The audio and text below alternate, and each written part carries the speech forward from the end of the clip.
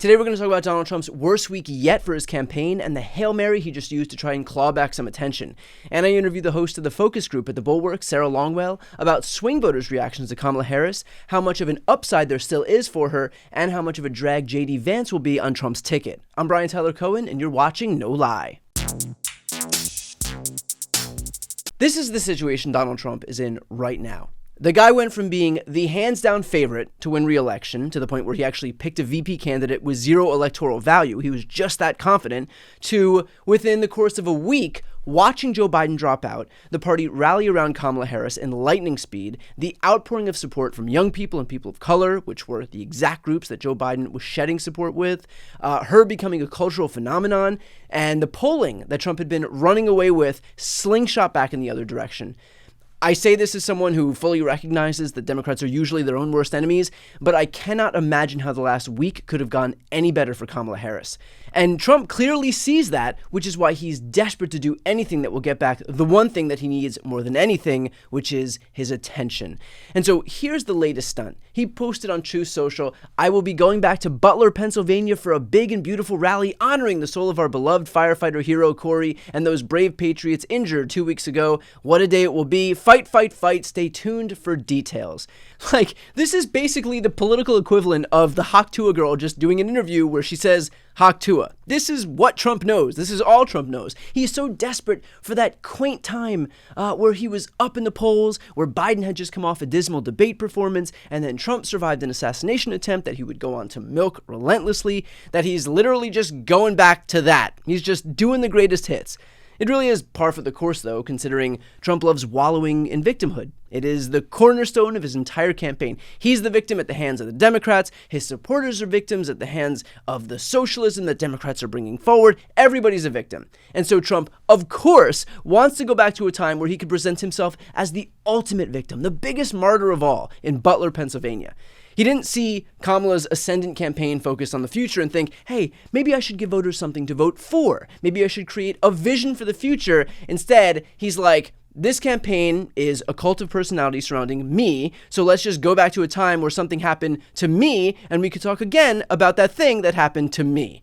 Honestly, for the showman that Donald Trump claims to be, this really is desperate and transparent. But frankly, I can see how there's not a whole lot else going for him. His VP is such a drag on the ticket right now that even Ben Shapiro came out and said this. Speaking of errors that Republicans are going to have to avoid. So, J.D. Vance is the vice presidential nominee for President Trump. Now, if you had a time machine, if you go back 2 weeks, would he have picked J.D. Vance again? I doubt it. And then Dave Portnoy from Barstool Sports, which definitely trends right, called J.D. Vance's new plan to give tax advantages only to people who have kids, which is part of his apparent war on single people, which is great for a campaign, quote, fucking idiotic, and then called J.D. Vance a moron. So yeah, when things are going so badly in your campaign, going back to the place where someone tried to murder you seems like the best option, that pretty clearly sums up the state of things in this race.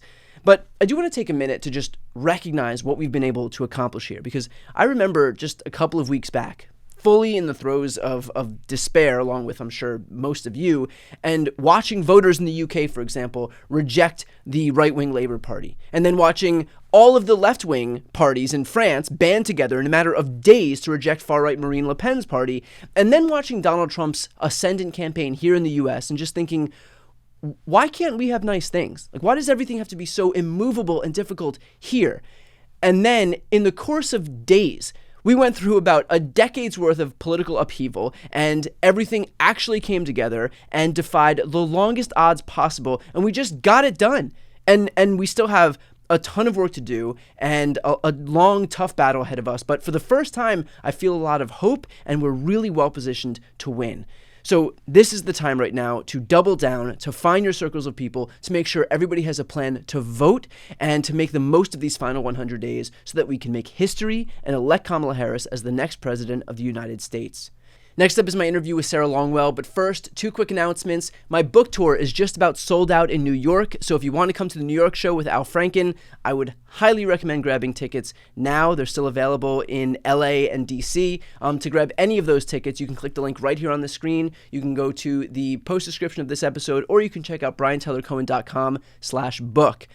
And second, we are just 2 weeks away from my new book being released. I finally got an actual copy here. This is what it looks like. If you haven't yet pre-ordered Shameless and you want a free signed book plate that's only available in this pre-order period, again, you can head over to briantylercohen.com/book or check the post description of this video. I very much appreciate it. Okay, here's a preview of my interview with Sarah Longwell. So let's not bury the lead here. You've spoken to actual voters in these focus groups that you run. What has been the swing voter reaction to Kamala Harris?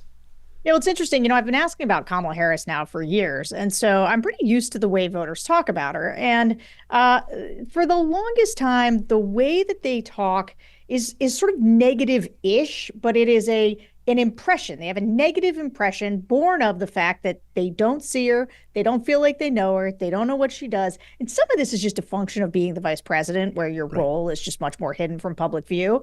But that has been the sense of people. And since the switch happens, we've done a couple of focus groups, and there's a number of people, there's still a bunch of people saying that same thing. They're like, okay, well, I don't really know what she does, or I haven't seen that much of her. But there's also a lot of people saying, man, this is a breath of fresh air. Oh, I'm so excited. And so I think that there's a little bit of both, right? There is, so number one, the real people are they're always lagging behind the speed of social media, right? So like, I often find that the Twitter discourse is not often reached like normies who are just, not sitting on Twitter all day like the rest of us. Not steeped in the toxic stew. That's right. That's right. And so for them, there's still like a lot of open questions, but I would say the main takeaway is that people were so desperate for an alternative to the Trump-Biden rematch that mainly what you get is like new life of curiosity.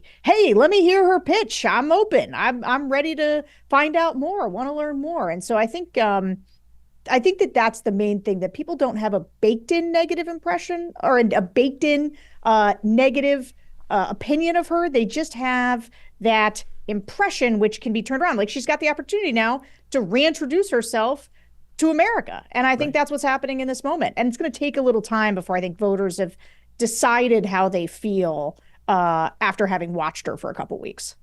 Well, I feel like for some people, when the Democratic nominee was Joe Biden, Donald Trump, for them, felt like a pill that they were willing to swallow just by virtue of how dissatisfied they were with Biden.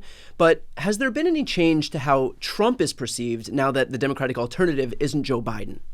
It's not so much that it is Trump being perceived differently. It's more that I think there was a sense after the assassination attempt, like you see this in some of the polling, that his approval rating has gone up a bit. But what I've seen from swing voters especially is the idea of, after we asked people after the assassination attempt, do you think this will change Trump? Do you think he'll behave differently? And everyone was like, no. This guy, and they were quick to say, actually, I wondered if there was going to need to be more like education on this point, but they right away, they said, Donald Trump traffics in violent rhetoric. If this happened to somebody else, he would be terrible about it. In fact, and then some people brought up Paul Pelosi as evidence that Donald Trump, and so like nobody thinks Donald Trump is changing or that he's going to be different, to the extent that people, especially swing voters, so people who voted for this is, and the way that we talk about swing voters or categorize them is people who voted for Trump in 2016 and then voted for Biden in 2020. And we've been seeing a lot of backsliding in the groups from people who voted for Biden in 2020 but are now going back to Trump because they think either Biden is too old. That was like the number one thing you heard. I don't think he can make it through 4 more years. Irresponsible to put him back in the White House. Or it was about the economy. The economy really was a driving force where Trump just had the edge on him. And so the thing about Trump is that people's opinions about Trump are super baked. Right. And people there's always trying to talk about the opportunity cost for people. So for a lot of people who have voted for Trump in the past, they've lost the people in their lives, or they've had the fights, or they've made the moral concessions or whatever. And so people have a pretty fixed view of who he is and how he relates to their sense of themselves in voting for him. And so it really is about whether or not Kamala Harris can persuade these folks that she is a better alternative. I think out of the gate, there's a little bit from people of, did she earn it? It feels like she just got put in there, which is why they lean into the DEI president stuff. It is because they try to play into this idea of like she didn't earn it, she just got put here, because that is something that some of these voters are sensitive to.